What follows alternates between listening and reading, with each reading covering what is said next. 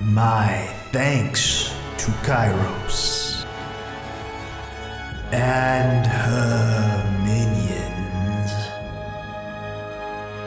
Spoilers within. You've been warned, Chronicler.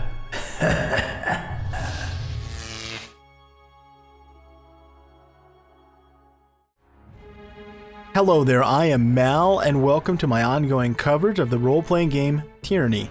In this episode, we'll explore the world setting of Tyranny, the world that our character will inhabit. We'll talk about the initial factions, iconic characters, and the history of Tyranny. Sometimes evil wins. This is the motto for the game and immediately sets the tone.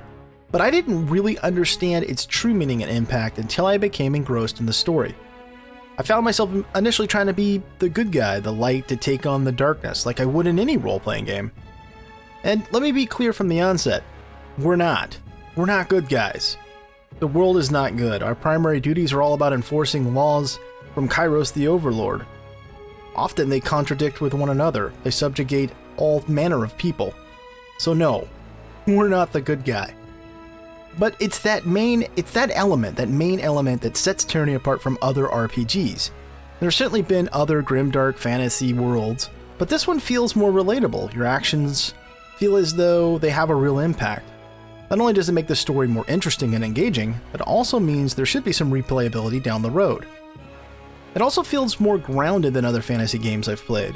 While magic, even powerful magic, is present, it seems fairly scarce and the game itself is human-centric. That doesn't mean we won't encounter other manner of men or beasts throughout the course of the game, but the focus is on humans and their interactions. You're not going to find any dwarven warriors or elven mages as your player character in Tyranny. So let's watch the opening trailer together and come back and discuss some of the key elements on the other side.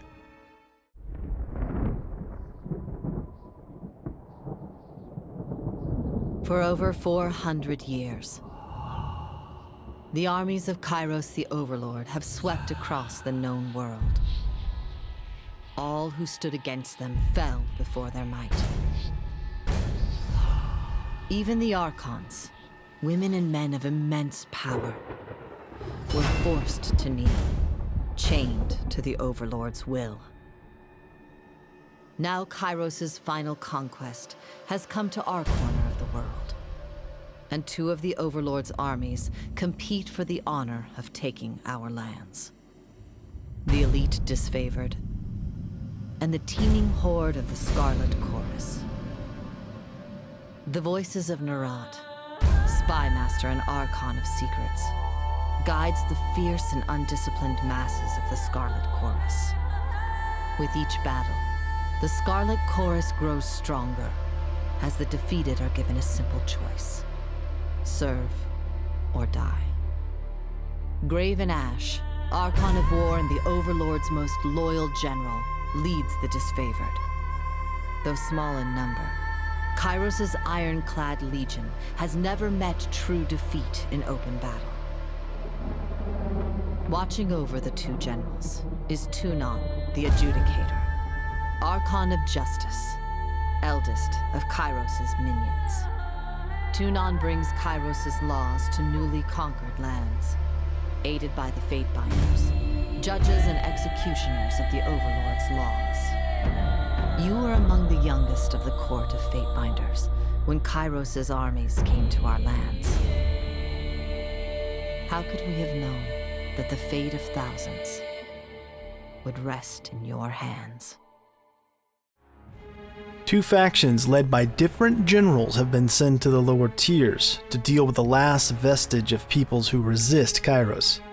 Recently, houses formerly sworn to Kyros' service, some of which have proclaimed their right to govern for themselves. These vermin are commonly referred to as Oathbreakers. The generals and their armies have been dispatched to deal with said Oathbreakers and establish order. Thus far, the generals have not been successful, and it's been a long campaign.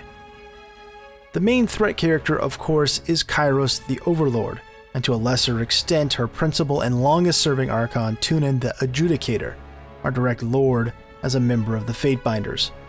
While these are important characters, I think it best we focus on the main factions you will encounter the most and the earliest. These will be the members of the Scarlet Chorus and the Disfavored. Voices of Narad, Archon of Secrets, is the leader of the Scarlet Chorus and controls the largest of Kyros' forces. They're somewhat undisciplined, wild, but proven warriors. Voices of Narad uses his abilities to keep the Horde moving in one direction and enforce the will of Kyros. The numbers continue to swell as they allow fallen foes to join their ranks. Many choose to stand and become members of the Scarlet Chorus rather than perish on their knees.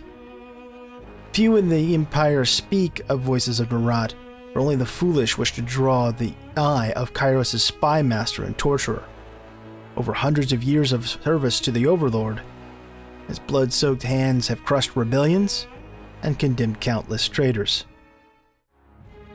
Raven Ash is the Archon of War and General of the Disfavored, one of Kyros' elite armies. Before serving Kyros, Raven fought against the Overlord in defense of his homeland. It was during the desperate defense that Ash's powers manifested. His soldiers would rise from the battlefield, healed but all of the most serious wounds. These abilities allowed his army to resist the Overlord's invasion for longer than any other since the days of Kyros' conquest. They also brought him to the attention of Bloodruin, then the Archon of War and leader of Kyros' invading soldiers. And a final battle between Raven Ash and Bloodruin was the greatest of the ages. Though Ash ultimately emerged triumphant, claiming the mantle of Archon of War, he and his army were weakened by the battle, and Ash was captured by other Archons loyal to Kyros. Raven Ash was dragged before Kyros. No one knows what happened. No one knows what the Overlord said or did to the rebellious general. But from that day forward, Raven Ash served Kyros loyally as the new Archon of War. So the question you may be asking yourself, Chronicler, where does this leave us as the central character? We, as the Fatebinder, have been dispatched to address these generals and their armies and proclaim an edict directly from Kyros.